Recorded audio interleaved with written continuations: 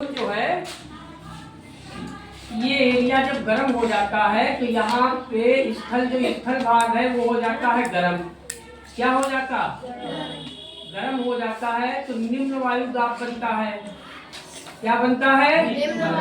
निम्न जब वायु दाब जो है बनता है। और यहाँ जो समुद्र वाला हिस्सा है ये ठंडा हो जाता है, ठंडा रहता है तो यहाँ उच्च वायु दाब बनता है। क्या बनता है? बनता है। तो हवाएं हमेशा उच्च वायु दाब से निम्न वायु दाब की ओर चलती हैं। ठीक है। इस कारण जो है जब ये हवाएं मानसूनी पौने जाती हैं तो यही वर्षा का कारण बनती हैं। तो ऐसे ही जो ये मानसून जो तुम्हारे यहाँ भारत में जो मानसून आता है, तो अब हम ये जानेंगे कि जो मौसमी पौने हैं यानी जो बरसात कराने वाली जो मौसमी हवाएं हैं जिनसे जाड़ा जो है गर्मी होता है। जैसे जाड़े में क्या होता है, जब जाड़ा आता है तो क्या होता है, समुद्र का पानी क्या होता है, गर्म होता है, स्थल क्या हो जाता है, ठंडा हो जाता है। क्या होता? ठंडा है, स्थल उल्टा हो जाता। तो यहाँ पे क्या बनता है? उच्च वायु दाब। समुद्र में क्या बनता है? निम्न वायु दाब। तो हवाएं उच्च वायु दाब से निम्न वायु दाब की ओर चलती हैं। तो ऐसे ही हम जानेंगे कि मौसमी जो पौने हैं, पौनों द्वारा जहाँ जहाँ वर्षा होती है उन क्षेत्रों को मानसूनी प्रदेश के नाम से जाना जाता है। ये एक रेखा मैंने खींची है, देखिए ये कौन सी रेखा है? ये भूमध्य रेखा है यानी विषुवत रेखा है। ये मान लीजिए पूरी पृथ्वी है। क्या है? तो पृथ्वी के बीच में जो रेखा हम खींचते हैं जीरो अक्षांश रेखा, जिसको भूमध्य रेखा कहते हैं। क्या कहते हैं? तो पृथ्वी को कितने भागों में बांटती है? दो। ऊपरी वाला हिस्सा उत्तरी गोलार्ध, नीचे वाला दक्षिणी गोलार्ध। तो ये जो हिस्सा है भूमध्य रेखा के आसपास वाला, कौन सा? के आसपास वाला, यानी ये प्रदेश भूमध्य रेखा के दोनों ओर पाया जाता है, 0 अक्षांश से 5 तक। कहाँ तक? 0 अक्षांश से 5 अक्षांश तक नहीं। ये जो है हमारा ठीक है 5 से डिग्री 30 अक्षांश तक। कहाँ तक? 5 से 30 अक्षांश तक। देखिए ठीक है 30 अक्षांश तक 30। तो इसमें आपकी कर्क रेखा भी हो गई और मकर रेखा हो गई। देखिए जैसे ये आपका है मान लो पृथ्वी, ये भूमध्य रेखा, ये आपकी मकर रेखा, ये कर्क रेखा। कर्क रेखा होती है उत्तरी गोलार्ध में, मकर रेखा होती है दक्षिणी गोलार्ध में। और ये जो बीच वाली रेखा होती है इसको हम कहते हैं भूमध्य रेखा, जीरो वाली। और इसको क्या कहते हैं? कर्क रेखा। ये कौन सी रेखा है? मकर रेखा। कर्क रेखा हमारी खींची जाती है 23.5 डिग्री अक्षांश पे, और मकर रेखा भी 23.5 डिग्री अक्षांश पर खींची जाती है। यानी दोनों रेखाओं का यानी अगर दक्षिणी गोलार्ध में है तो मकर रेखा बोलेंगे 23.5 डिग्री में, उत्तरी गोलार्ध है तो कर्क रेखा बोलेंगे। आपके भारत से 8 राज्यों से कर्क रेखा निकली है। तो कर्क रेखा के थोड़ा सा और कर्क रेखा के दोनों गोलार्धों में, उत्तरी गोलार्ध और दक्षिणी गोलार्ध, यहाँ से जो 30 अक्षांश तक है, 0 से 30 अक्षांश। कहाँ तक? 30 अक्षांश तक दोनों गोलार्धों में, उत्तरी गोलार्ध और दक्षिणी गोलार्ध। यानी हम 5 अक्षांश से अगर शुरू करें और ठीक है 30 अक्षांश तक। कहाँ तक? 30 अक्षांश तक। तो इसमें क्या हो गया? आपकी कर्क रेखा भी आ गई और मकर रेखा भी आ गई, यानी दोनों गोलार्ध। तो 5 से 30 अक्षांशों के बीच महाद्वीपों के पूर्वी तट पर पाए जाते हैं। क्या पाए जाते हैं महाद्वीपों के पूर्वी तट पर? क्या पाए जाते हैं? मानसूनी प्रदेश। क्या पाए जाते हैं? कहाँ पाए जाते हैं? 5 अक्षांश से 30 अक्षांश तक, 30 अक्षांशों के बीच, ठीक, अक्षांशों के बीच महाद्वीपों के पूर्वी तट पर। ठीक है, महाद्वीपों के पूर्वी तट पर। अब हम ये जानेंगे कि कौन कौन हिस्से इसमें आएंगे। तो यहाँ क्या होता है, 5 डिग्री से 30 ठीक है 5 अक्षांश से 30 अक्षांशों के बीच महाद्वीपों के पूर्वी तट पे मानसूनी प्रदेश पाए जाते हैं। और यहाँ मौसम परिवर्तन के कारण ग्रीष्मकाल यानी गर्मी भी, ग्रीष्मकाल उष्ण और नम, शीतकाल ठंडा और शुष्क रहता है। यानी यहाँ गर्मी भी, वर्षा भी और जाड़ा भी, यही तो है मानसून। तीनों चीजें होती हैं। अब यहाँ से अगर हम अब जानेंगे कि कहाँ कहाँ यह प्रदेश संसार में दक्षिण पूर्व एशिया, कौन सा, दक्षिण पूर्वी एशिया इसी में आता। दक्षिण पूर्वी एशिया पहले लिख लें, दक्षिण पूर्वी एशिया हो गया। अफ्रीका के पूर्वी तट, अभी एक एक करके जानेंगे कहाँ पे क्या है। अफ्रीका के पूर्वी तटीय भाग, अफ्रीका के पूर्वी जो है तटवर्ती भाग, तटवर्ती भाग। और क्या है, उत्तरी अमेरिका खाड़ी, उत्तरी अमेरिका के खाड़ी तटीय भाग, के खाड़ी तटीय भाग। और क्या है, ये भागवा पश्चिमी द्वीप समूह। और कौन सा है, पश्चिमी द्वीप समूह। और ठीक मध्य अमेरिका, मध्य अमेरिका, ऑस्ट्रेलिया के उत्तरी तटीय भाग। तो इन भागों में ये मानसून पाया जाता है, यानी गर्मी भी, सर्दी भी, बरसात भी। अब हम जानेंगे कि आपके यूरोप महाद्वीप में ये नहीं पाया जाता, अभी चर्चा करेंगे बाद में दूसरे उसमें।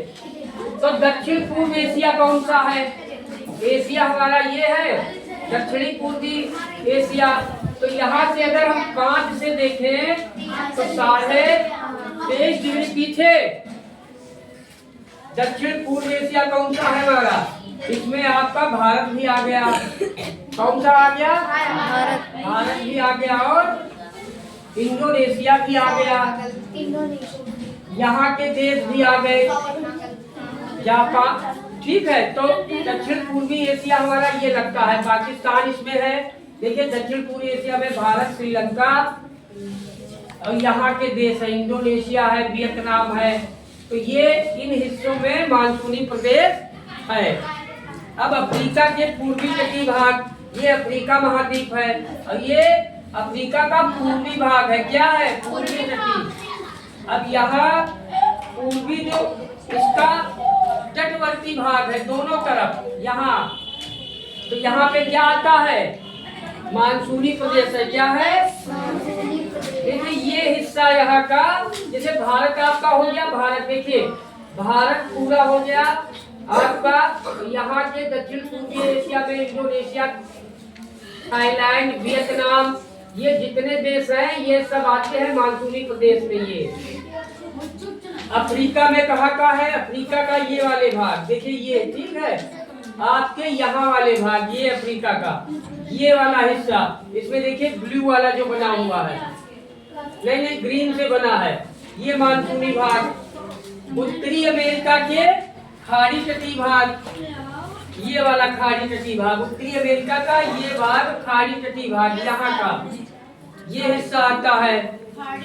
हाँ, और वह पश्चिमी द्वीप समूह, और यहाँ का आपका ये वाला आता है मध्य अमेरिका में ये हिस्सा, ये जितना ये हिस्सा है, ठीक है, ये हिस्सा इसी में है। और ऑस्ट्रेलिया का उत्तरी तटीय भाग, ऑस्ट्रेलिया का ये वाला हिस्सा ऊपर वाला उत्तरी तटीय भाग, ये हमारे मानसूनी जो है प्रदेश हैं। अब हमें ये जानना है कि कौन कौन से देश इसमें पड़ते हैं।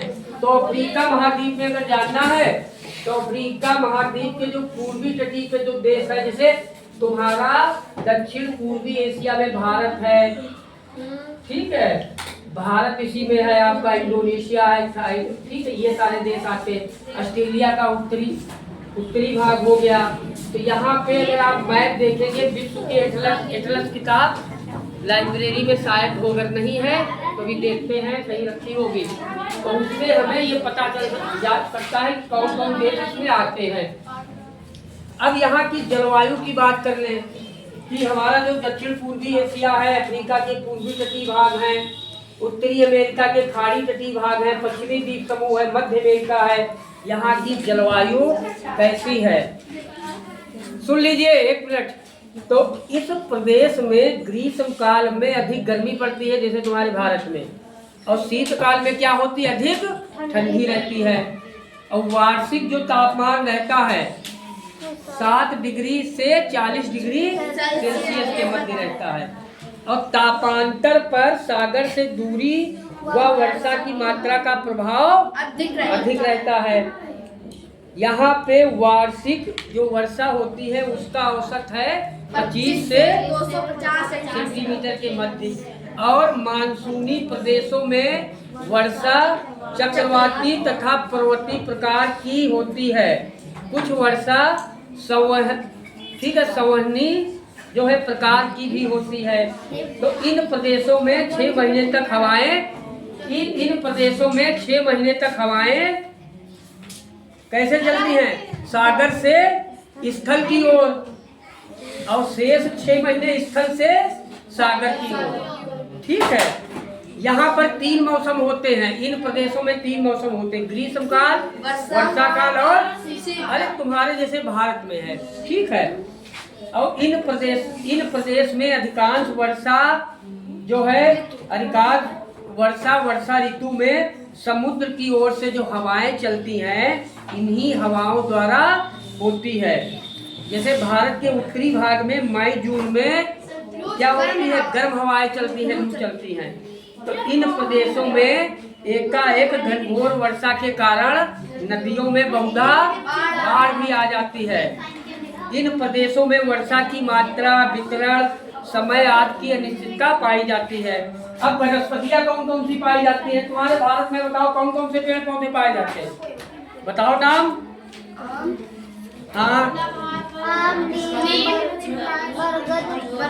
हाँ, यानी विविध प्रकार के जो है पेड़ पौधे पाए जाते हैं। तो यहाँ जो मानसूनी प्रदेश है वहाँ पे विविध प्रकार की वनस्पतियाँ, जैसे सदाबहार वन, पतझड़ वन, घास के मैदान, कटीली झाड़ियाँ, ये पाई जाती हैं। और इस प्रदेश की प्राकृतिक जो वनस्पतियों का अनुमान आप भारत की प्राकृतिक जो वनस्पतियां हैं इनके आधार पे लगा, जो भारत के पेड़ पौधे हैं इनके आधार पे इन प्रदेशों की जो वनस्पतियां हैं, पेड़ पौधे हैं, इस तरीके से आप अनुमान लगा सकते हो क्या क्या वहाँ पाया जाता। जैसे सागौन तुम्हारे यहाँ पाया जाता, साखू, टीक, शीशम, आम, महुआ, चंदन, ठीक है, बहुत सारे जो है वृक्ष पाए जाते हैं। जीव जंतु में कौन कौन, अब यहाँ जीव जंतु कौन कौन पाए जाते हैं? ये जो मानसूनी प्रदेश है, विशाल शाकाहारी पशु से लेकर पालतू जानवर तक, भेड़, बकरी, गाय, बैल, ये पाए जाते हैं। और यहाँ के घने जंगलों में कौन? शेर, चीता, छोटे मांसाहारी पशु पाए जाते हैं। सर्दियों में क्या होता? साइबेरिया से आने वाली अनेक चिड़िया इस प्रदेश में प्रवास करती हैं। और थाईलैंड के वनों में भूरे रंग के हाथी मिलते हैं। तो क्या है मानसूनी प्रदेश की मुख्य बातें? क्या है? केवल वर्षा, हाँ, लघु अवधि में वर्षा, लंबे समय तक उच्च तापमान, लघु माने छोटी अवधि का शरद काल, जैसे तुम्हारे यहाँ होता, पतझड़ वनस्पतियों का विस्तार, हाँ, अधिक जनसंख्या का घनत्व, आज इस प्रदेश की विशेषताएं हैं। मानसूनी प्रदेश विश्व का एक ऐसा प्रदेश है जहाँ लगभग सभी परिवेश की जलवायु, जीव जंतु और वनस्पतियाँ पाई जाती हैं। यह प्रदेश भूमध्य रेखीय प्रदेश और उष्ण घाट प्रदेश का प्रदेश है। जैसे भूमध्य सागरी जो है पढ़ाया था, घास के मैदान पढ़ाए थे, बिल्कुल उसी के औसत आप समझिए उसी का एक स्वरूप है।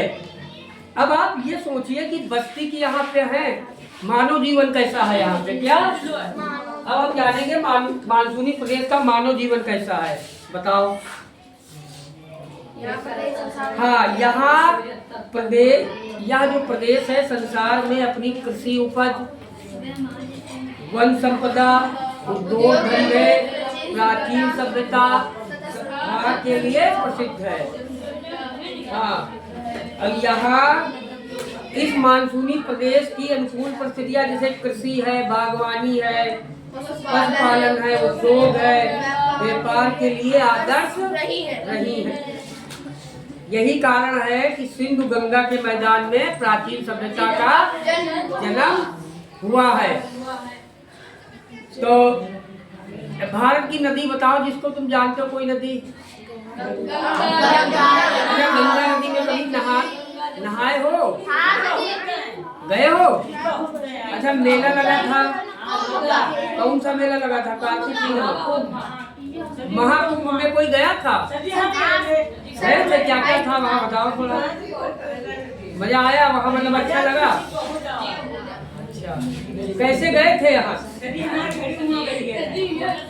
गए कैसे थे? बस से गांव के काफी लोग गए थे? पापा ही ले गए थे। अच्छा, नहीं कहीं यहाँ से बस गई थी, बुक हो गई? यहीं से ही गई थी। बस गई थी? काफी लोग गए थे? काफी लोग गए थे। अरे वाह, बढ़िया। अब यहाँ की जो मानसूनी प्रदेश है, यहाँ की जलवायु कैसी है? उपजाऊ भूमि पाई जाती, खनिज पाए जाते, प्राकृतिक संसाधन पाए जाते हैं, जनसंख्या भी यहाँ पे ज़्यादा पाई जाती है। लेकिन इन प्रदेश के जो वन हैं वो काटे जा रहे हैं और काट कर इनको कृषि योग्य भूमि में बदला जा रहा। और यहाँ पे अगर खनिज की बात करें मानसूनी प्रदेश की, तो लौह, अयस्क, कोयला, अभ्रक, मैग्नीज, टिन, चांदी, सीसा आदि खनिज यहाँ पाए जाते हैं। इन खनिजों पर आधारित उद्योग हैं, ये आपको बताना है कि कौन कौन से उद्योग हैं।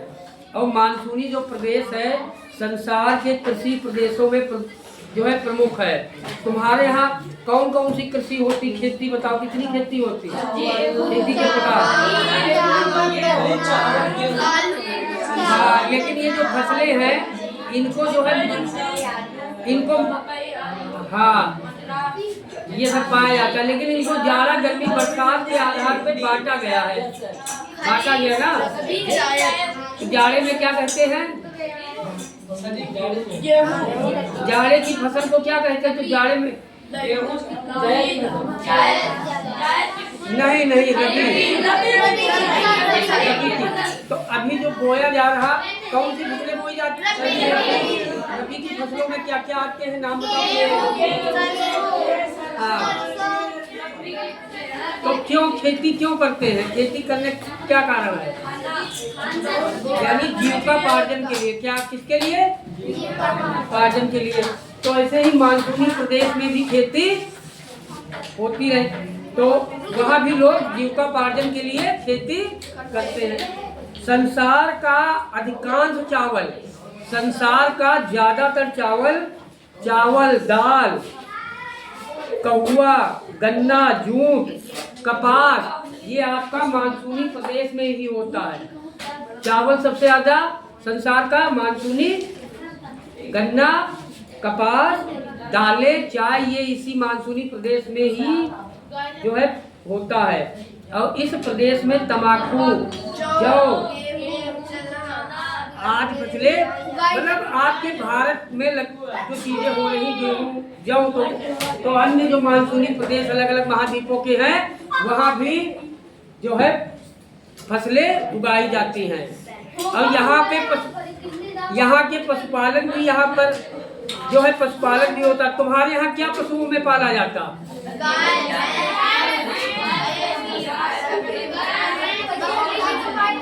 तो मानसूनी प्रदेश में भी गाय, भेड़, बकरी, बैल, भैंस, ये सब पशुपालन, ठीक है। हाँ, तो और अच्छा ये बताओ, तुम्हारे यहाँ जो कृषि है वो मानसून पर निर्भर है, वर्षा पर। तो मानसूनी प्रदेश में भी यही है, वहाँ भी मानसून पर ही जो अधिकांश कृषि वर्षा पर निर्भर है। अब वर्षा की अनिश्चितता, कभी कभी बरसात नहीं होती तो कभी कभी वहाँ सूखा भी पड़ जाता है, तो अकाल की स्थितियां भी आ जाती। क्या आ जाती? भाई सूखा पड़ गया तो फसलें नहीं हुई, फिर अकाल की स्थितियां।